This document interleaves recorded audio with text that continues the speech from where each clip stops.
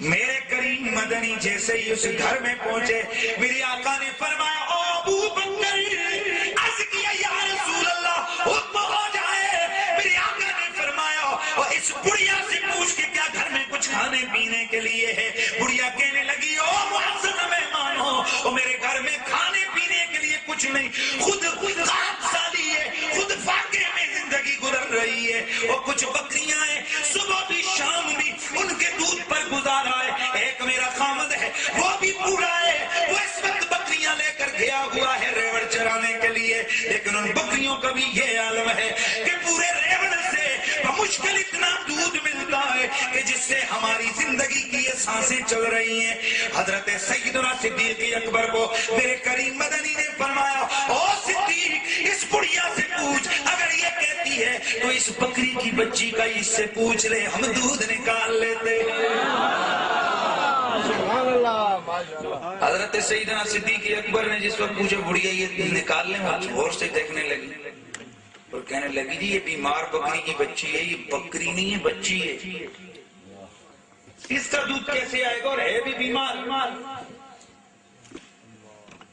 سرکار مشورہ فرمائے صدیق اسے کہہ دو،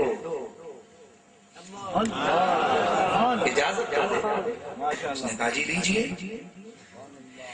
اللہ اللہ میرے کریم مدنی نے بکری کے تھنوں پہ ہاتھ پھیرا، دودھ اتر آیا۔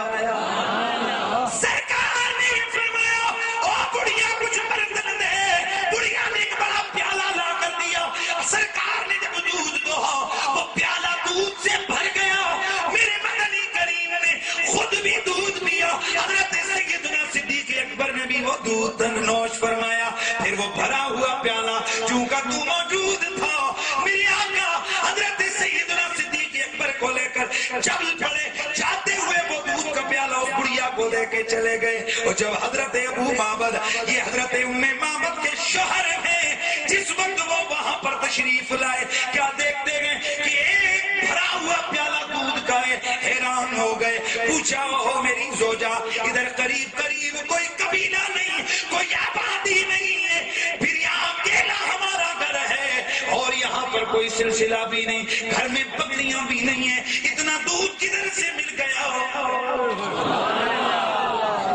اتنا دودھ کہاں سے آ گیا زوجہ؟ کہا اس بکری کا ہے۔ کیا فرمایا؟ غور سے دیکھنے لگے کیا بول رہی ہے، یہ تو بیمار اور ابھی بچی ہے۔ عرض کرنے لگی ہو میرے شوہر نامدار، ہاں اس سے پہلے نہ تم نے کبھی دیکھا نہ میں نے کبھی دیکھا کہ اتنی سی بکری کی بچی کا کبھی دودھ کسی نے نکالا ہو، لیکن دو ایسے کریم میرے گھر میں آئے تھے، انہوں نے یہ انہونی بھی ہونی کر کے دکھا دی ہے۔ اب کیا ہوا؟ قاضی ایک دو حسین صورتوں والے آئے تھے اور انہوں نے اس کے تھنوں پہ ہاتھ پھیرا اور یہ دودھ نکلا، خود بھی تناول فرمایا اور یہ ہمیں بھی دے کر چلے گئے۔ اب ذرا تصور کا توجہ کرنا، اب میں ذرا بیان کرنے لگا ہوں کہ میرے سرکار کا وہ سراپا کیا تھا۔ ابو معبد نے پوچھا ارے بھلے لوگ یہ بتاؤ کون تھے؟ میری زوجہ بتاؤ وہ میری زوجہ یہ بتاؤ وہ کون تھے، نام کیا تھا، پتہ بھی تو پوچھا ہوگا تم نے، ان کا کوئی تعارف، ان کا کوئی عطا پتہ؟ کہنے لگی او میرے سردار میں تو پوچھ ہی نہ سکی، اور ان کے حسن و جمال میں محو مگن ہو گئی، پوچھنے کی فرصت کہاں ملی، میں تو میری عقل ہی ساتھ چھوڑ گئی اتنا کمال دیکھ کر۔ کہا کچھ تو پتہ بتا، کہنے لگی نام کا پتہ نہیں ہے، ٹھکانے کا پتہ نہیں ہے، لیکن اگر کہتا ہے تو سراپا میں بیان کیے دیتی ہوں۔ رائے تو رجلا ظاہر الوداعت ملیک الوجہ لم تعبہ سجلا ولم تزر به سالا کریم کسیم وسیم نسیم جسیم۔ اب ذرا آپ کا ذرا سبحان اللہ کی صدا مجھے بتائے کہ آپ محبت مصطفی میں سرشار ہیں. رأيت رجلا ظاهر البداة مليح الوجه لم تعبه سجلا ولم تزر به سالا قسيم وسيم نسيم جسيم كريم في عينيه داج وفي أشباره بطف أهبل أبهل أتجو آئے ہے یا سبحان اللہ کی آواز.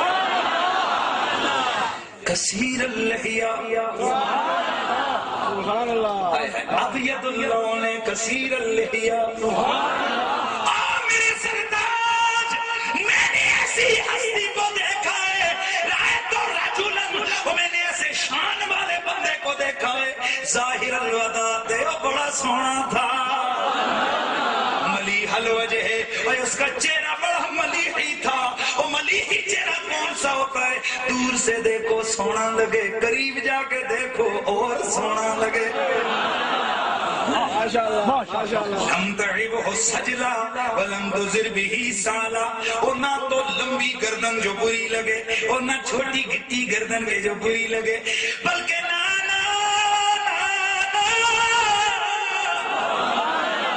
اتنی پیاری گردن کہ جو چاندی کی طرح چمک رہی تھی.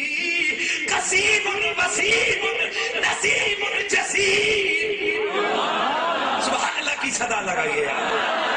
قسیم اور ڈیل ڈول بڑی پیاری تھی, اور وسیم اور سونے تھے. نسیم اور پیاری خوشبو اٹھ لگی تھی. جسیم اور سونے جسے والے تھے. فی عینیہ داج میں نے ان کی آنکھیں دیکھی, ان میں بڑے پیارے سرخ ڈورے تھے. وفی اسفارہ وطفن اور میں نے ان کی پلکوں کو دیکھا ہے, ان کی گھڑی لمبی پلکیں تھیں. سبحان اللہ کی صدا یا سبحان اللہ. اخولو اکھولو اکھولو اے سرما پہلے کا لگا ہوا. ازجو اکرنو اور لمبی پلکیں لمبی ملی ہوئے یہ ابرو تھے جیسے اذا تکلما فعلیہ الوقار. اور جب وہ بولتے تھے بڑے پروقار لگتے تھے. وَإِذَا سَكَتَا اور جب وہ چپ ہوتے تھے اور بھی سونے لگتے تھے. اذا تکلما اور جب وہ بولتے تھے کأنما نظم وہ ایسے لگتا تھا جیسے کہ موتیوں کی لڑی ہے, ایک ایک موتی گر رہا ہے. وہ سونا ایسے بولتا تھا کہ یوں لگتا تھا کہ موتی گر رہے ہیں. اللہ اکبر. وہ کیسے تھے؟ آنکھوں میں سرخ ڈورے. سبحان اللہ کی آواز ہے. ابید اللون گورا چٹا رنگ تھا. کثیر اللحیہ لمبی گھنی داڑھی تھی. سبحان اللہ کی آواز ہے. لمبی گھنی داڑھی تھی. میں نے پوچھا او گولڑے کے پیر, اور تمہیں بھی تو جلوہ دکھایا تھا سرکار نے, آپ بتا دیجئے میرے مدنی کا سراپا کیسا تھا؟ تو آپ ذرا اے گولڑا شریف سے پیار کرنے والوں وہ اپنے مرشد علی بتا. میں قادری نقشبندی ہوں لیکن میں ذوق میں چشتی ہوں. نہ جانے کیا بات ہے کہ علی اور میرے علی میرے دل کی گہرائیوں میں اترے ہوئے ہیں. ہاں, سرکار گولڑا کوئی عام سی ہستی نہیں ہے. میں کہتا ہوں کہ گولڑے کی بستی میں جاؤ, اگر کسی کا دماغ ٹھیک ہو, نہ خدا کی عزت کی قسم گولڑے کی بستی میں بندہ داخل ہوتا ہے حضور کی محبت کی خوشبو مہکنے لگتی ہے. بشرطے کہ کوئی محبت کا سودا لینے جائے. تو میرا گولڑے کا پیر آپ سے جب پوچھتے ہیں کہ اے گولڑے کے سلطان اتنا بتائیے کہ میرے سونے مدنی کا سراپا کیسا تھا, تو آپ وفادی ہمراہ میں. اور یاد رکھو لوگوں, یہ دین کا اصل جو پہرا دیا ہے میرے نبی کے گھر والوں نے دیا ہے. مرزا قادیانی کے خلاف اگر ٹکر لی ہے نا تو میرے گولڑے کے پیر نے ٹکر لی. وہاں حافظ ختم نبوت حضرت خواجہ خواجہ خواجہ مہر علی گولڑوی رحمت اللہ تعالی. اپنی تاریخ کو یاد رکھو. مرزائیت کے خلاف. اور ایک اور بات یاد رکھو, تاریخ اٹھا کے پڑھو. کہ جتنے بھی غازی اور شہید گزرے ہیں نا ان سب کا تعلق اولیاء کرام کی جماعتوں سے تھا.